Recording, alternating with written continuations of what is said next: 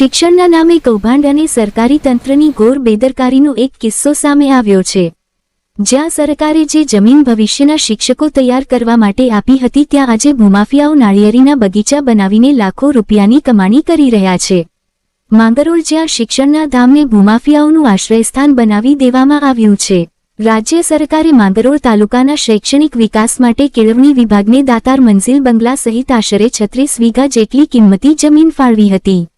હેતુ માત્ર એટલો જ હતો કે અહીં બીએડ સમકક્ષ જીબીટીસી અને ત્યારબાદ સીપીએડ જેવી કોલેજો ચાલે અને ગરીબ મધ્યમવર્ગના વિદ્યાર્થીઓનું ભવિષ્ય ઉજ્જવળ બને, પરંતુ અફસોસ સરકારી બાબુઓની ઉદાસીનતા અને સ્થાનિક નેતૃત્વની નબળાઈને કારણે આ બંને કોલેજો એક પછી એક બંધ થઈ ગઈ અને કિંમતી સરકારી જમીન ભગવાન ભરોસે મુકાઈ ગઈ।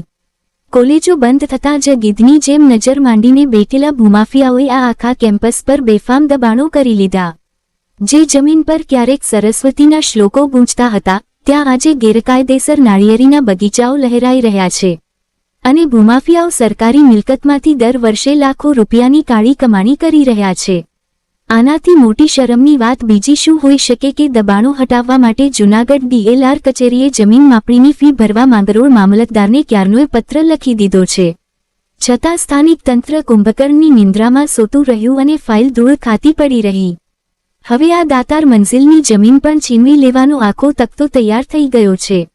આ મુદ્દે ભારે રોષ ફાટી નીકળ્યો છે। રિપોર્ટ પ્રતાપસિંહ સોદિયા। નામની એક જગ્યા આવેલી છે, જે સરકાર હસ્તક એ જગ્યા આવેલી હતી।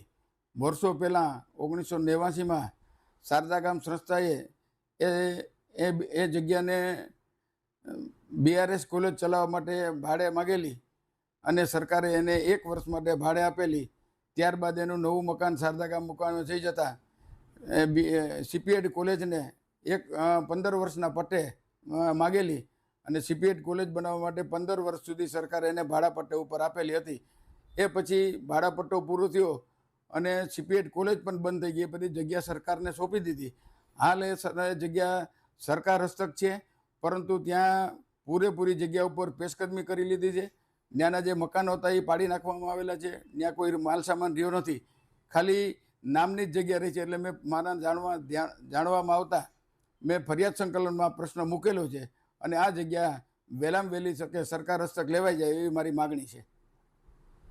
સીપીએડ કોલેજ બાબતે જિલ્લા સંકલનની મિટિંગ છે, એમાં આપણા માનનીય ધારાસભ્ય શ્રી ભગવાનજીભાઈ કરગઠિયા દ્વારા આ પ્રશ્ન રજૂ કરવામાં આવ્યો હતો, જેની અત્યારે વહીવટી તંત્ર દ્વારા તપાસ ચાલુ છે।